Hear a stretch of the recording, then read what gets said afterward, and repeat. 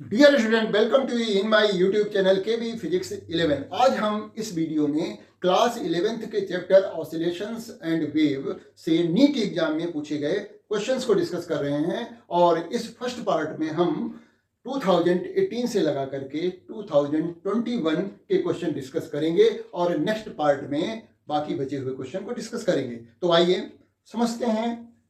पहला क्वेश्चन हमारा है, ये pendulum is hung from the roof of a sufficiently high building and is moving freely to and fro like a simple harmonic oscillator.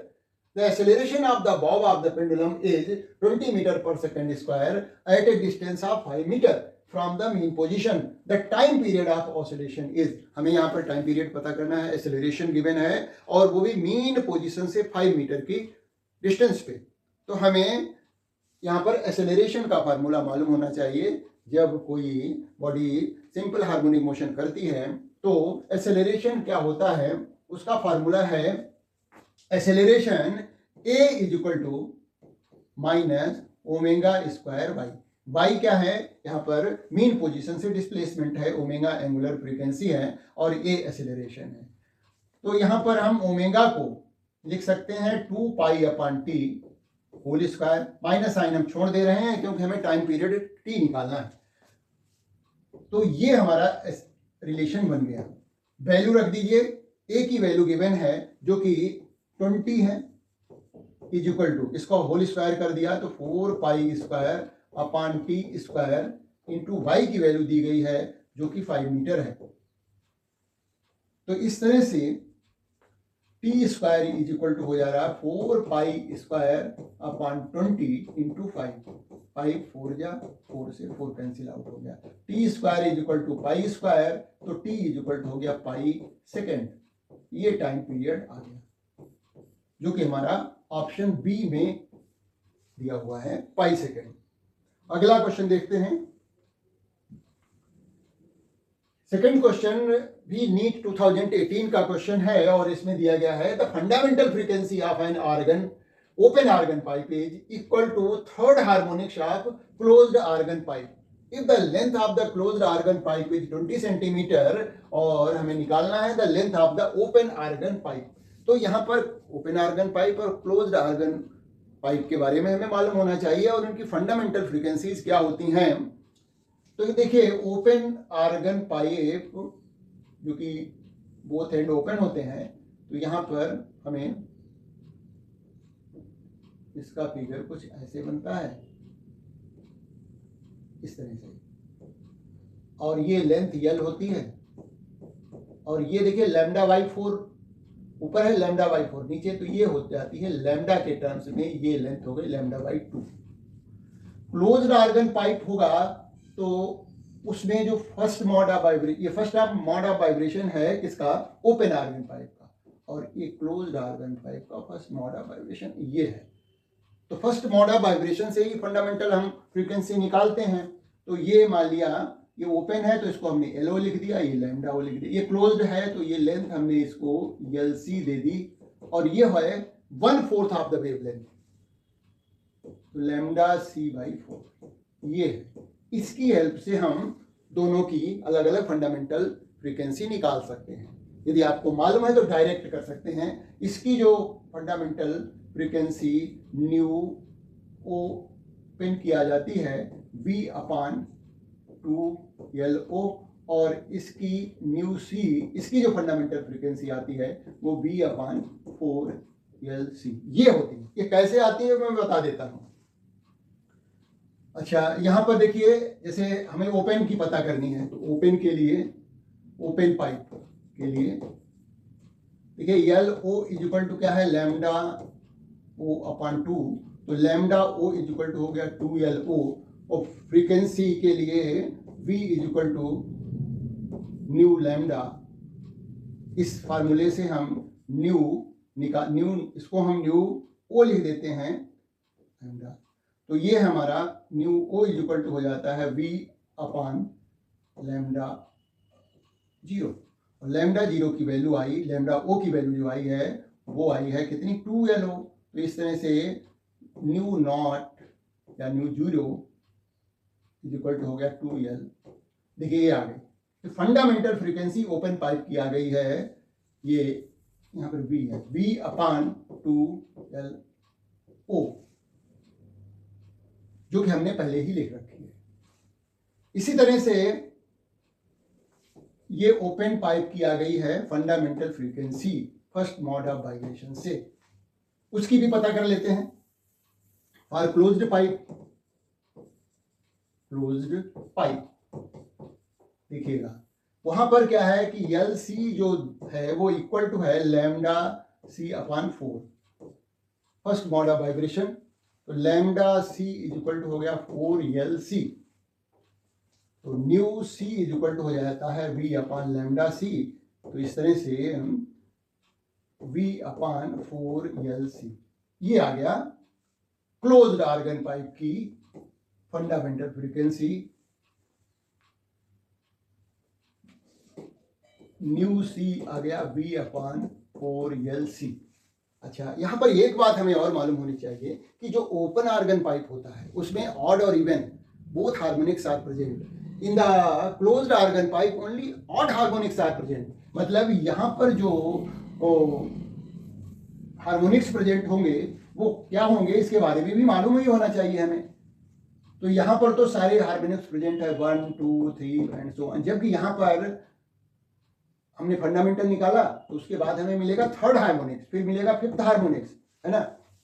तो हमें यहाँ पर क्वेश्चन में ये बताया गया है कि जो ओपन पाइप है उसका जो फंडामेंटल फ्रीक्वेंसी है वो उसके थर्ड हार्मोनिक्स, क्लोज्ड पाइप के थर्ड हार्मोनिक्स के इक्वल है ना। यही तो गिवन है fundamental frequency of open organ pipe. तो fundamental frequency of open organ pipe दिया गया है V/2LO इज इक्वल टू है third harmonics of closed organ pipe, तो 3 × V/4LC ये गिवन था, डायरेक्ट हम लगा सकते थे। तो V से V कैंसिल आउट हो गया और हमें जो लेंथ दी गई है वो क्लोज्ड आर्गन पाइप की दी गई है, ये वाली वैल्यू दी गई है। LC गिवन है 20 सेंटीमीटर, वैल्यू रख लीजिए 1/2LO इज इक्वल टू हो जाएगा 3/4 × 20, क्रॉस मल्टीप्लाई करिए 6LO इज इक्वल टू हो गया 80 के,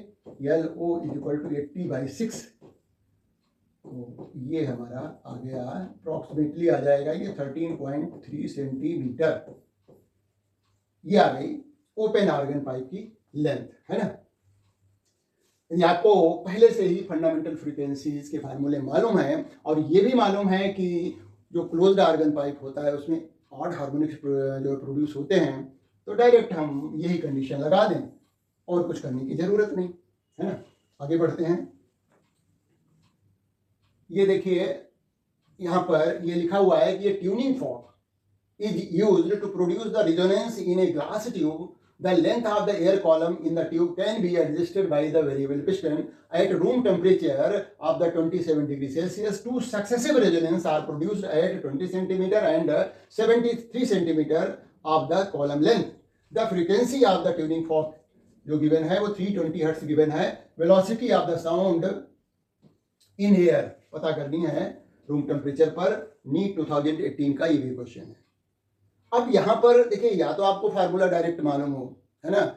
velocity of sound formula V is equal to होता है 2 nu into L2 minus L1। ये L1 और L2 क्या हैं? 2 कंजिक्यूटिव रेजोनेंट लेंथ्स है, ये फार्मूला है। तो डायरेक्ट हम देखिए न्यू की वैल्यू दी गई है 320 और L1 और L2 2 कंजिक्यूटिव लेंथ्स भी गिवन है, मीटर में रख देंगे और वेलोसिटी पता लग जाएगी। और यदि नहीं मालूम है तो देखिए प्रैक्टिकल में ये किया जाता है कि ये मान लिया हमारा कोई क्लोज्ड आर्गन पाइप है या कहें ग्लास ट्यूब है, जिसमें एक्सपेरिमेंट करते समय हमें क्या होता है, मिलता है कि फर्स्ट मॉड ऑफ वाइब्रेशन में रेजोनेंस जब होता है, मतलब इस ट्यूनिंग फॉर्क की फ्रीक्वेंसी इस के एयर कॉलम के नेचुरल फ्रीक्वेंसी के इक्वल हो जाती है तो रेजोनेंस कंडीशन आती है। ये फर्स्ट मोड ऑफ वाइब्रेशन की कंडीशन है और ये मान लिया L1 पर आती है तो ये हो जाती है λ/4। ये फिर दोबारा हम इसकी लेंथ जो है एयर कॉलम की लेंथ चेंज करते हैं और नेक्स्ट रेजोनेंस आता है वो मान लिया हम फिगर बनाने के लिए यहाँ पर आ जाता है, ठीक है ना, यहाँ पर। तो उसके लिए फिगर बना लेते हैं, ये देखिए ये आ जाता है। तो ये जो लेंथ होगी वो L2 हो जाएगी एयर कॉलम की। और लैम्डा के टर्म्स में देखिए लैम्डा बाई 4 ये है, लैम्डा बाई 2 ये है, lambda by 4 plus lambda by 2, तो ये हो जाएगा, ऐड करेंगे तो lambda by 4 plus lambda by 2, यहाँ से यहाँ तक लैम्डा बाई 2 है ये वेवलेंथ का हाफ, तो इसको ये आ जाएगा 3 लैम्डा बाई 4। तो ये लैम्डा के टर्म्स में 3 लैम्डा बाई 4 हो जाता है। इससे हम L2 माइनस L1 निकालें।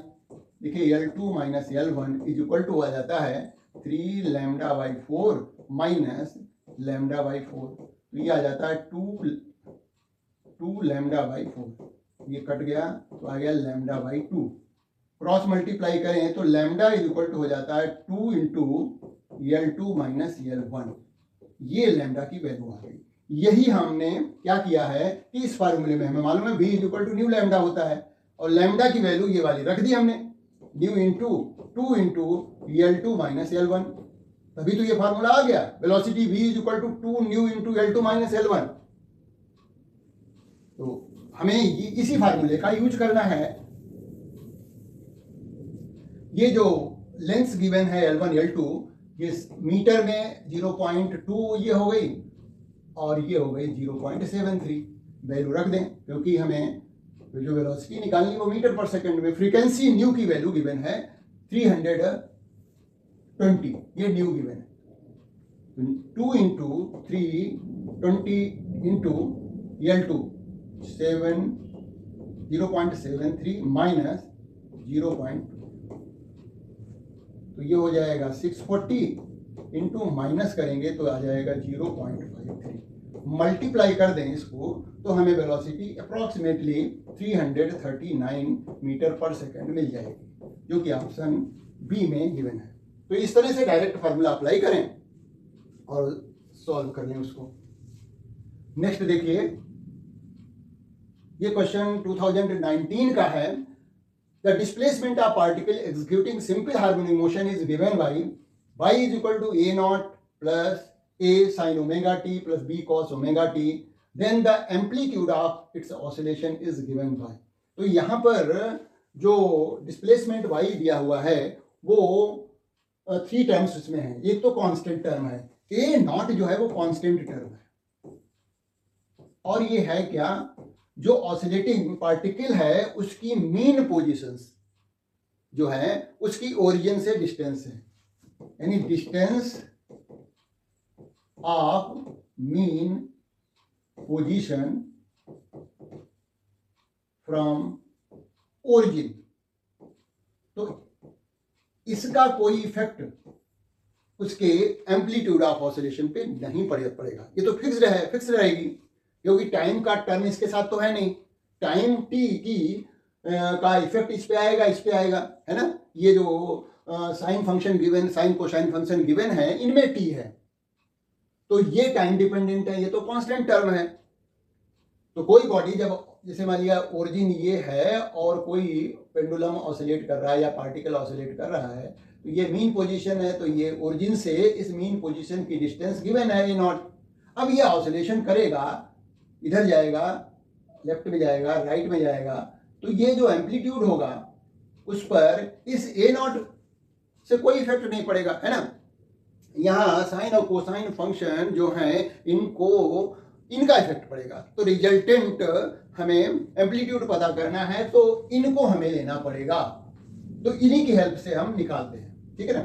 रिजल्टेंट एम्पलीट्यूड क्या होगा, तो देखिए हमें इसको लेना पड़ेगा कि a sine omega T plus b cos omega T is equal to r, ये रिजल्टेंट एम्पलीट्यूड हो गया, sine omega T plus phi, ये फेज डिफरेंस हो गया। इसको हम एक्सपेंड कर लें तो ये हो जाता है sine omega T into cos phi plus cos omega T into sine phi, है ना। ब्रैकेट ओपन करें तो r sine omega T into cos phi plus r into cos omega T into sine phi. तो इधर LHS में जो term है उसमें साइन ओमेगा टी का कोफिशिएंट इधर के साइन ओमेगा टी के कोफिशिएंट के इक्वेट कर देंगे। तो ये तो इसका कोफिशिएंट क्या है साइन ओमेगा टी का, यहाँ पर वो है r cos फाई, ये साइन ओमेगा टी का कोफिशिएंट है, और प्लस r साइन फाई किसका कोफिशिएंट है cos ओमेगा टी का है। तो कोफिशिएंट हम इक्वेट करें साइन ओमेगा टी का sign omega T, cos omega T का cos ओमेगा टी से। तो जब हम ऐसा करते हैं तो हमें मिलता है कि a की वैल्यू किसके इक्वल है, a इज इक्वल टू है r cos फाई, और b किसके इक्वल है, b इज इक्वल टू है r sin फाई। अब इसकी हेल्प से हम रिजल्टेंट एम्पलीट्यूड पता करेंगे squaring and adding these two equations. तो ये हो जाएगा a square plus b square is equal to इधर हो जाएगा r square plus cos square phi plus sine square phi, है ना। तो ये तो हो गया 1, तो r square is equal to हो गया a square plus b square, तो r इज इक्वल टू हो गया under root a square plus b square. ये रिजल्टेंट एम्पलीट्यूड आ जाता है जो कि हमारा फर्स्ट ऑप्शन गिवन है। नेक्स्ट देखिए फिफ्थ क्वेश्चन है जो कि नीट 2019 का ही है। Average velocity of a particle executing SHM in one complete vibration. देखिए कोई भी पार्टिकल जब SHM करता है तो ये मान लिया उसकी मीन पोजीशन है, ये इस तरह से टू एंड फ्रो मोशन होता है, ये मीन पोजीशन है।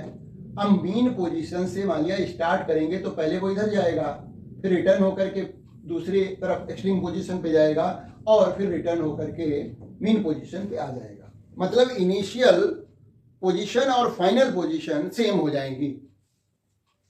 इनिशियल पोजीशन xi है और फाइनल पोजीशन xf है। इनका यदि डिफरेंस निकालें xf माइनस xi तो वो तो जीरो आ जाएगा, है ना। हमें यहां पर निकालना है एवरेज वेलोसिटी, तो average velocity is equal to net displacement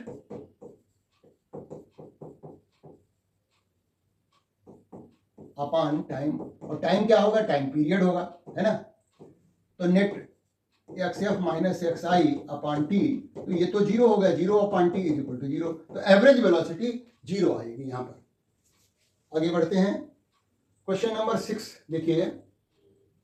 ये वही क्वेश्चन है जो हम क्वेश्चन नंबर 3 में डिस्कस कर चुके हैं, वैल्यू बस चेंज है। देखिए ये tuning fork with frequency 800 hertz produces A resonance in A tube with upper and open and lower end is closed by a water surface. The successive resonances are observed at the length of 9.75 centimeter, 31.25 centimeter और 52.75 centimeter. Speed of sound in air is. देखिए यहाँ पर हमें to consecutive लेने हैं। जो first two consecutive resonance length दी गई हैं, रेजोनेंट लेंथ दी गई, उनको लीजिए और फार्मूला यूज करिए। Velocity v is equal to होता है 2 न्यू L2 माइनस L1। हमारा ये L2 है, ये L1 है, और डायरेक्ट इसको सॉल्व कर लीजिए। फ्रीक्वेंसी जो है गिवन है 800, 2 इंटू 800।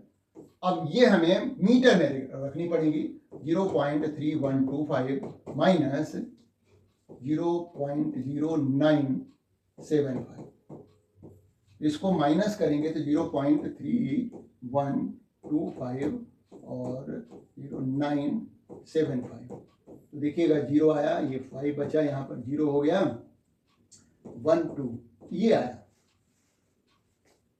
800 है।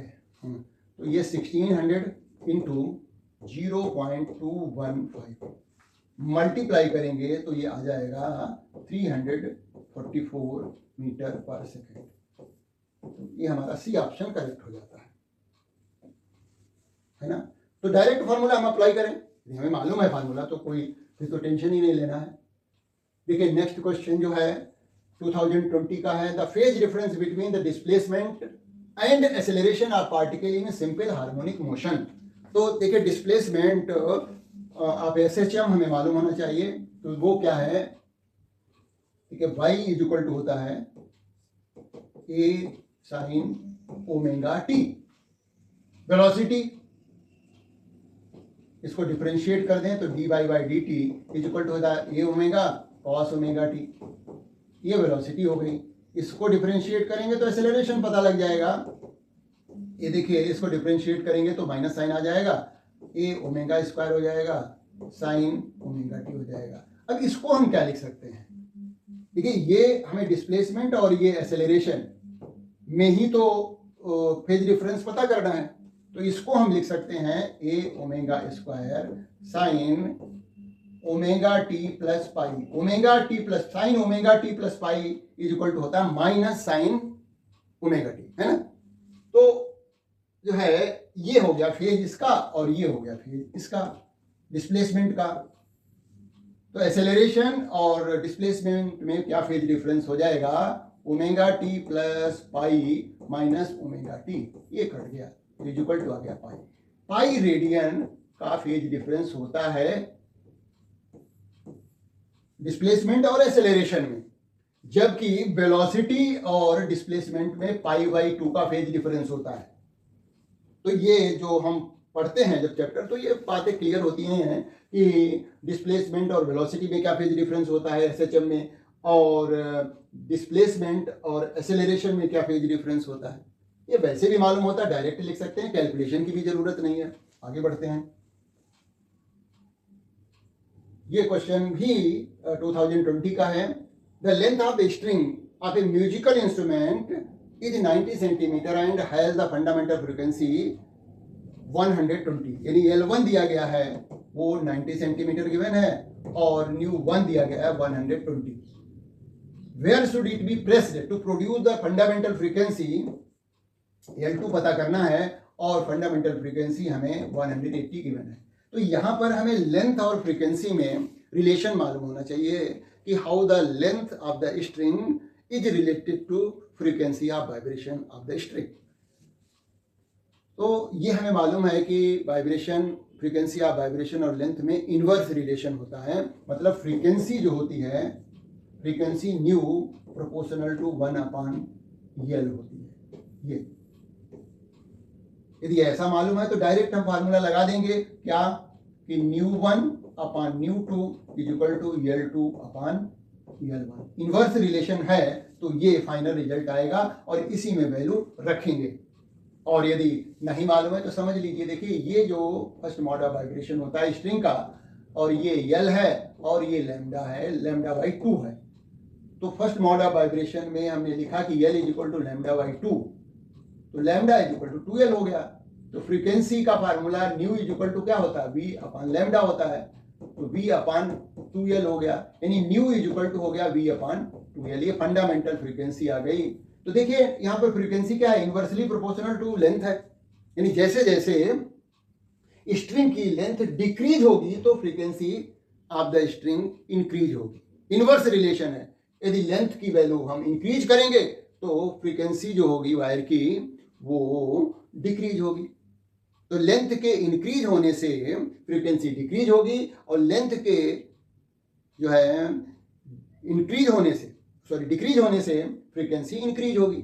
तो इनवर्स रिलेशन है, इसका मतलब हम डायरेक्ट इस रिलेशन में वैल्यू रख दें तो हमारा रिजल्ट आ जाएगा, है ना। तो देखिए ν1 मान लिया दिया गया है हमारा 120, तो 120/ν2 भी दिया गया 180 इज इक्वल टू L2 तो पता ही करना है और L1 दिया गया 90 सेंटीमीटर। अब हमें यहाँ पर सेंटीमीटर को सेंटीमीटर में ही रखना है, कोई चेंज करने की जरूरत नहीं। तो L2 इज इक्वल टू हो जाएगा 120 इंटू 90/180, 90 2 या 2 60 या, तो L2 is equal to 60 centimetre answer हो जाता है, सी ऑप्शन करेक्ट हो जाता है। नेक्स्ट देखिए, देखिए यहाँ पर हमें कोई कैलकुलेशन नहीं करना, कुछ नहीं करना, देख करके हमें आंसर बता देना है। तो ये देखिए एक्सपोनेंशियल फंक्शन दिए गए हैं ए और बी में।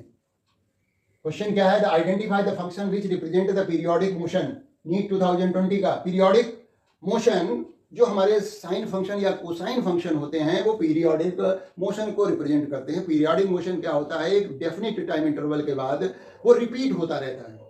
तो साइन फंक्शन और कोसाइन फंक्शन ये ऐसे फंक्शन है जो डेफिनेट टाइम इंटरवल के बाद रिपीट होते हैं। तो इनका जो सम होगा, साइन कोसाइन फंक्शन जो है उनका सम जो होगा वो भी पीरियोडिक ही होगा, है ना। तो इस तरह से हमारा न तो ये फंक्शन, नहीं ये फंक्शन, नहीं ये फंक्शन, ये तीनों फंक्शन जो है पीरियोडिक मोशन को रिप्रेजेंट नहीं करेंगे। केवल लास्ट वाला फंक्शन जो है sine omega T plus cos omega t ही जो है पीरियोडिक मोशन को रिप्रेजेंट करेगा। एक डेफिनेट इंटरवल के बाद जो है मतलब मोशन रिपीट हो रहा है तो इसका मतलब पीरियोडिक फंक्शन होता है। तो आगे बढ़ते हैं। क्वेश्चन नंबर 10 नीट 2020 का क्वेश्चन है, in a guitar two string A and B made same material are slightly out of tune and produces beat of frequency 6 hertz. Beat frequency given है 6 hertz. When the tension in B is slightly decreased, the beat frequency increases to 7 hertz. If the frequency of A is 530 hertz, the original frequency of B पता करना है। देखिए एक formula होता है unknown frequency का, unknown frequency nu B is equal होता है nu A known frequency plus minus beat frequency, beat frequency ये। तो न्यू बी जो कि अननोन फ्रीक्वेंसी हमें निकालनी है, न्यू ए गिवन है ये 530, और जो बीट फ्रीक्वेंसी है ओरिजिनल वाली, बाद वाली चेंज हुई उसको नहीं लेंगे, ओरिजिनल वाली लेंगे, वो है 6। तो इस तरह से पॉसिबल जो है फ्रीक्वेंसी की वैल्यू आएंगी 536 और दूसरी आएगी 524 जब हम 6 को माइनस कर देंगे। तो ये दो फ्रीक्वेंसी आ रही हैं। अब इसमें से हमारा आंसर क्या होगा ये पता करना है। तो ये दोनों पॉसिबल आंसर हैं। तो ये फाइनली रिजल्ट पता करने के लिए हमें क्वेश्चन को देखना पड़ता है कि जो चेंजेस किए गए और चेंजेस करने पर बीट फ्रीक्वेंसी इंक्रीज हो रही है डिक्रीज हो रही है ना। तो चेंजेस क्या किया जा रहा है, टेंशन बी में जब स्लाइटली डिक्रीज किया गया, जब किसी भी वायर में टेंशन डिक्रीज करते हैं तो उसकी वाइब्रेशन की फ्रीक्वेंसी डिक्रीज हो जाती है ना। तो जब बी का टेंशन डिक्रीज किया गया तो बीट फ्रीक्वेंसी इंक्रीज हो रही है। अब ये बी की फ्रीक्वेंसी आ गई, टेंशन को डिक्रीज किया गया है तो ये फ्रीक्वेंसी दोनों डिक्रीज करिए पहले, और ज्यादा मत डिक्रीज करिए, बस 1 हर्ट्ज का चेंज कर दीजिए। ये मान लिया 535 हो गई और ये 523 हो गई।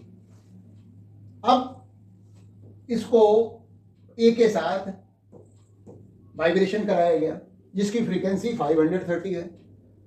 तो बीट फ्रीक्वेंसी होती क्या है, बीट फ्रीक्वेंसी का फार्मूला होता है beat frequency is equal to होता है f1 माइनस f2 या f2 माइनस f1।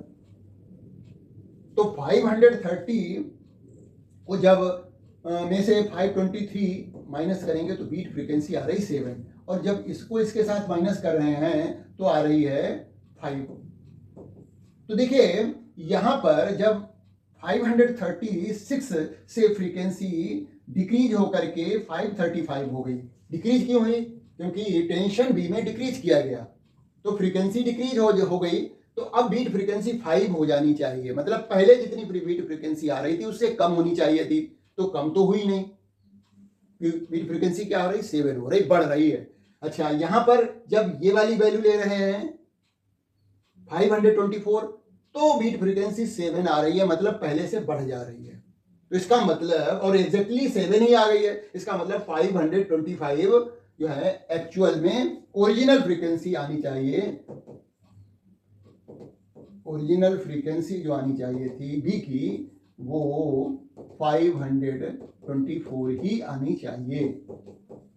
तो ये हम पता करते हैं। यदि मान लिया बीट फ्रीक्वेंसी जो है यहां पर जो गिवन था कि बीट फ्रीक्वेंसी इंक्रीज हो रही है और ऐसा होता दिया होता है कि tension in B is slightly increased, slightly tension increase किया गया तो बीट फ्रीक्वेंसी जो है मान लिया यहां तो 7 बता रहे हैं पहले से, और यहाँ पर दिया जाता 5, यानी बीट फ्रीक्वेंसी डिक्रीज हो रही है। तो हम उसके अकॉर्डिंग देखते हैं कि जो दो पॉसिबल फ्रीक्वेंसीज हमें मिल रही हैं 536 और 524, किस फ्रीक्वेंसी को लेने पर बीट फ्रीक्वेंसी डिक्रीज हो रही है।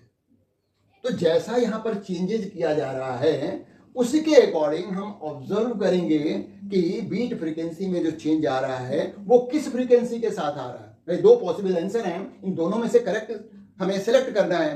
तो हमें जो चेंजेस किए गए हैं दोबारा में उनको ध्यान में रखते हुए ये पता करेंगे कि किस वाली फ्रीक्वेंसी के साथ जो है इसको एको रेजोनेंस कराया जाएगा, यानी बीट फ्रीक्वेंसी पता करनी पड़ेगी, निकाली जाएगी। तो सुटेबल आंसर किसके साथ आएगा, जैसा कि यहाँ पर जो सुटेबल आंसर आ रहा है वो 524 के साथ आ रहा है, 536 के साथ नहीं आ रहा है, क्योंकि यहाँ तो 536 के साथ लेने पर बीट फ्रीक्वेंसी 5 आनी चाहिए थी, डिक्रीज होके आनी चाहिए थी, वो तो आई नहीं, इंक्रीज होके आई है। इसलिए हमें 524 आंसर ठीक करेक्ट है। और जब भी अब ऐसा कोई क्वेश्चन आता है तो बीट ये फ्रीक्वेंसी में जो चेंज लिया जाता है वो थोड़ा सा माइनर चेंज लिया जाता है। 536 से हमने 535 किया और यदि टेंशन इंक्रीज हो रहा होता, सॉरी मतलब यहाँ पर हाँ यहाँ तो डिक्रीज हुआ, इंक्रीज हो रहा होता तो फ्रीक्वेंसी भी इंक्रीज होती, तो हम 536 से चेंज करके 537 ले जाते और इसको 524 से 525 ले जाते, मतलब एक 1 हर्ट्ज इंक्रीज कर देते जब इसमें टेंशन बी में इंक्रीज किया जाता। तो टेंशन इंक्रीज करने से फ्रीक्वेंसी इंक्रीज होती है, टेंशन डिक्रीज करने से फ्रीक्वेंसी डिक्रीज होती है। इस बात को माइंड में रखते हुए हम फाइनल आंसर अपना पता कर लेते हैं। नेक्स्ट देखिए, a body is executing simple harmonic motion with frequency n, the frequency of its potential energy, ये 2021 का क्वेश्चन है। सिंपल हार्मोनिक मोशन में हमें मालूम है कि कोई भी बॉडी सिंपल हार्मोनिक मोशन करती है तो वन कंप्लीट ऑसिलेशन में 2 बार पोटेंशियल एनर्जी चेंज होती है, मैक्सिमम होती है, और 2 बार ही काइनेटिक एनर्जी मैक्सिमम होती है। तो देखिएगा जैसे मान लिया ये पेंडुलम ही है, ये मेन पोजीशन है और ये ऑसिलेशन कर रहा है, ए पर जा रहा है, फिर इधर बी पर जा रहा है, एक्सट्रीम पोजीशन है, ये मेन पोजीशन है। तो जब ये एक्सट्रीम पोजीशन पे जाएगा ए पर, तो यहाँ पर मैक्सिमम पोटेंशियल एनर्जी होगी और काइनेटिक एनर्जी मिनिमम होगी। दूसरी तरफ जाएगा तो यहाँ पर फिर से मैक्सिमम डिस्प्लेसमेंट की कंडीशन में मैक्सिमम पोटेंशियल एनर्जी यहाँ पर आ जाएगी, और मीन पोजीशन में वेलोसिटी मैक्सिमम होती है तो मीन पोजीशन पे काइनेटिक एनर्जी मैक्सिमम हो जाएगी।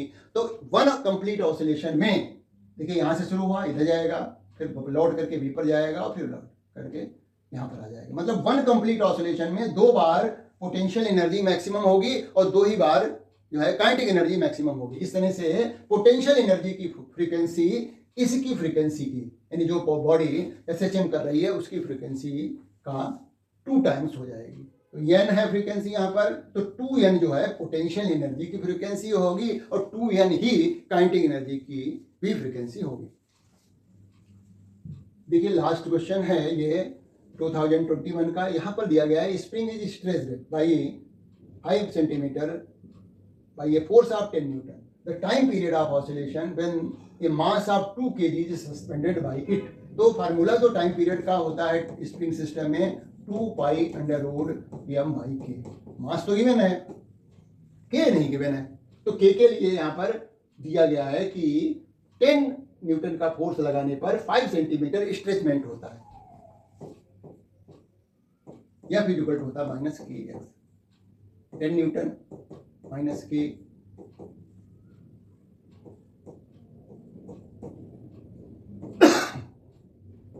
के 10/0.05, ये 200 आ गया है ना। तो देखिए के की वैल्यू आ गई है, तो t इक्वल हो गया 2π, वैल्यू रख देते हैं ये 2/200, तो कैंसिल आउट हो गया। t equal to 2π√1/100। तो सॉल्व करेंगे तो टाइम पीरियड की वैल्यू आ जाएगी 2π/10, वैल्यू रखेंगे तो ये आ जाएगा 0.628 सेकेंड। ये टाइम पीरियड आ जाता है सिंपली डायरेक्ट फार्मूला अप्लाई करके। तो इस तरह से हमने इस पार्ट में 2021 तक के क्वेश्चन डिस्कस कर दिए हैं, और अगले पार्ट में हम जो है नेक्स्ट 2022 से लगा करके 2025 तक के क्वेश्चन डिस्कस करेंगे। तो मिलते हैं नेक्स्ट वीडियो में।